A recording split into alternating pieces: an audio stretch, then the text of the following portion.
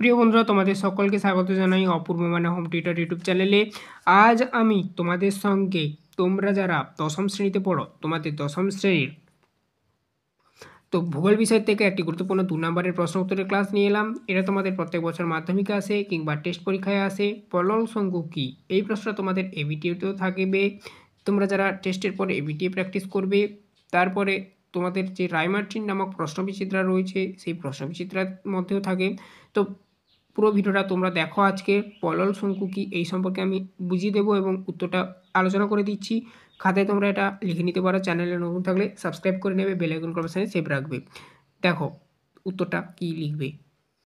তো দেখো এখান থেকে এই প্রশ্নটার উত্তর কীভাবে লিখবে। ভূমির ঢাল হঠাৎ কমে যাওয়ায় পর্বত পাদদেশে নদীবাহিত বোল্ডার নুড়ি বালি পলি শঙ্কুর আকারে সঞ্চিত হয়ে পর্বত পাদদেশে শঙ্কু আকারে গঠিত এই ভূমিরূপকে, ঠিক আছে, বা ভূমিকে পল্লল শঙ্কু বলে। তো দেখো এই প্রশ্নটার উত্তর আরেকবার বলে দিচ্ছি। ভূমির ঢাল হঠাৎ কমে যাওয়ায় পর্বত পাদদেশে নদীবাহিত বোল্ডার নুড়ি বালি পলি শঙ্কু আকারে সঞ্চিত হয়। পর্বত পাদদেশে শঙ্কুর আকারে গঠিত এই ভূমিকে বা ভূমিরূপকে তোমরা যে কোনো একটা লিখতে পারো পল্লল শঙ্কু বলে। উদাহরণ কী দিবে, শিলিগুড়ির অদূরে তিস্তা নদীতে পল্লল শঙ্কু দেখা যায়।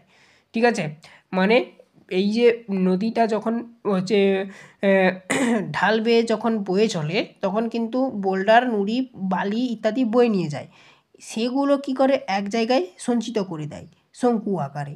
সেই যে শঙ্কু আকারের যে সঞ্চয়টা করে সেই সঞ্চয়টাকেই বলা হয় হচ্ছে, মানে এই যে সঞ্চয় আকারের যে ভূমিরূপটা গঠন করে আর কি, শঙ্কু আকারের সঞ্চয়টা করে ভূমিরূপটা যেটা গঠন করে সেই ভূমিরূপটাকে বলা হয় হচ্ছে পল্লল শঙ্কু। তো উদাহরণ কী দিবে, শিলিগুড়ির অদূরে তিস্তা নদীতে এই পল্লল শঙ্কু দেখা যায়। ঠিক আছে, তো এই ছিল আজকের ক্লাস। চ্যানেলটা নতুন হলে চ্যানেলটাকে অবশ্যই সাবস্ক্রাইব করে নেবে, বেল আইকন অপশনে সেভ রাখবে। তোমাদের অন্যান্য ক্লাসগুলো দেখো, এই 2 নম্বরের প্রশ্ন উত্তরের প্লেলিস্টের লিঙ্ক এই ভিডিওর ডেসক্রিপশনে পেয়ে যাবে, চেক আউট করে নিও।